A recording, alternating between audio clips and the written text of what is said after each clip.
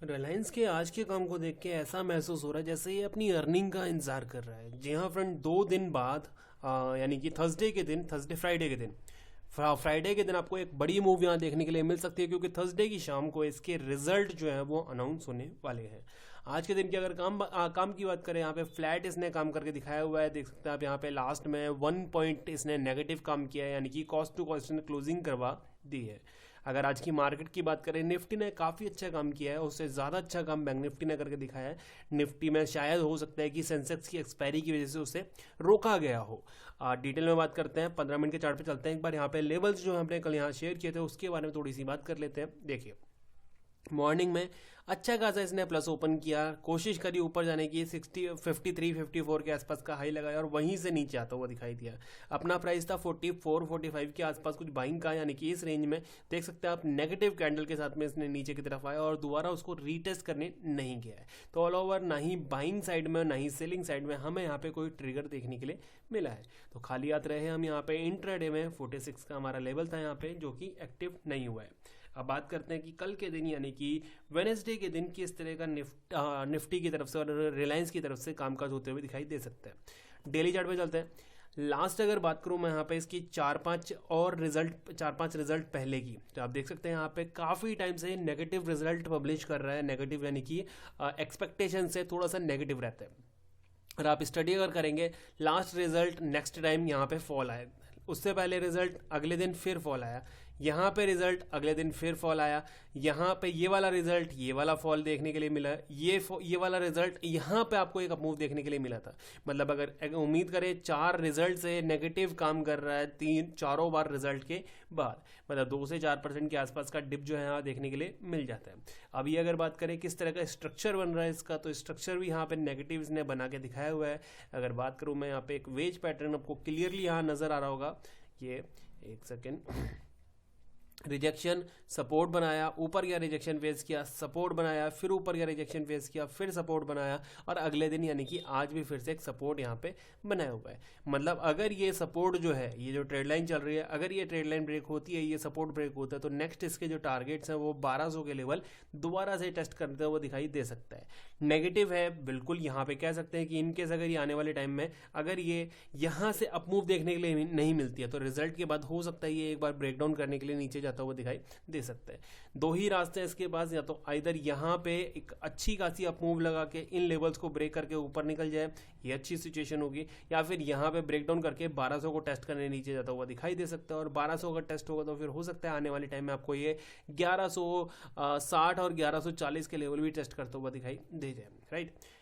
Exact अगर देखते हैं, आज की कैंडल इसने एक डोजी कैंडल परफॉर्म की हुई है। उससे पहले की कैंडल अगर देखें, यहाँ पे ग्रीन कलर की कैंडल बना के दिखाई हुई है। मतलब स्ट्रक्चर कुछ ये कह सकते हैं कि एक अच्छी खासी फॉलिंग आई, फॉलिंग के बाद यहाँ पे इसने थोड़े बायर्स इकट्ठे जरूर हुए और उसके बाद यहाँ पे एक डोजी कैंडल के साथ में हॉल्ट करने की कोशिश की गई है। तो अभी भी अगर देखा जाए कैंडल स्टिक्स को देखें, तो यहाँ पे बाइंग साइड का स्ट्रेंथ दिखाई दे रही है कि हाँ बायर्स यहाँ पे एक्टिव हो सकते हैं। प्रॉब्लम यही है कि अगर आज की कैंडल का बॉटम यानी कि 27 अगर ब्रेक होता है आने वाले टाइम में, तो फिर ये एक बार 11 और 110 को यहाँ पे टच करने नीचे आता हुआ दिखाई दे सकता है। 15 मिनट के चार्ट पे चलते हैं। यहाँ पे और ज़्यादा डिटेल में बात करते हैं कि अभी एग्जैक्ट देखा जाए तो किस तरह से यहाँ पे मोमेंटम पकड़ने की कोशिश की जा सकती है, यानी कि आने वाले टाइम में एक बढ़िया मोमेंटम हमें कहाँ पे देखने के लिए मिल सकता है।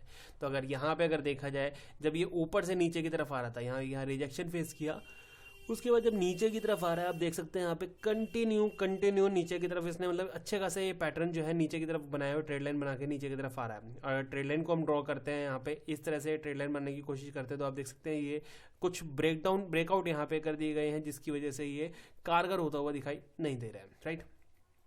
अब मेन मोटिव क्या होना चाहिए सेलिंग का, तो आप ध्यान रखना कि आज का जो बॉटम है यानी कि 27, अगर 27 ब्रेक हुआ तो फिर आने वाले टाइम में एक अच्छी हैवी सेलिंग आपको देखने के लिए मिल सकती है। ये तो हमारा हो गया सेलिंग का, राइट, 27। अच्छा, बाइंग के बारे में थोड़ा सा हमें यहाँ पे ध्यान देना होगा। क्या, यहाँ पे देखो, सबसे पहले यहाँ पे अगर देखा जाए किस तरह का स्ट्रक्चर बना है आज के डेट में, डिप लगाया इसने, सपोर्ट बनाए और वहां से ऊपर निकला, बॉटम टॉप 50%, ये इसने रिजेक्शन फेस करता हुआ दिखाई दे रहा है। मतलब कहीं ना कहीं 50% पे ही काम कर रहा है, ये भी नेगेटिव है। हमें क्या करना है, मेरे हिसाब से यहाँ पे अभी बेस्ट सिचुएशन ये होगी कि जब तक ये ऊपर जाके 46 क्रॉस नहीं कर देता है। 46 का मतलब ये जो येलो लाइन के ऊपर, मतलब इस रेंज में यहाँ नहीं आ जाता है, जब तक हम यहाँ पे इसको बाइंग के लिए नहीं देखने वाले। 46 ये रेंज आएगी।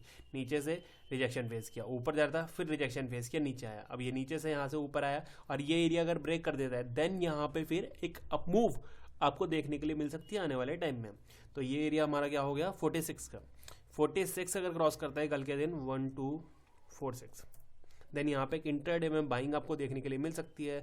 57 और 64 ये हमारे नेक्स्ट यहाँ पे आने वाले टाइम में टारगेट जो है वो नज़र आ सकते हैं। फाइनली एक बार डेली चार्ट पे जाके जरूर देख लेते हैं यहाँ पे कि आने वाले टाइम में डेली स्ट्रक्चर किस तरह का नजर आ रहा है। तो डेली चार्ट में जैसा कि शुरू में भी आपको बताया मैंने कि स्ट्रक्चर तो नेगेटिव है, कि नेगेटिव स्ट्रक्चर इसने बनाया हुआ है।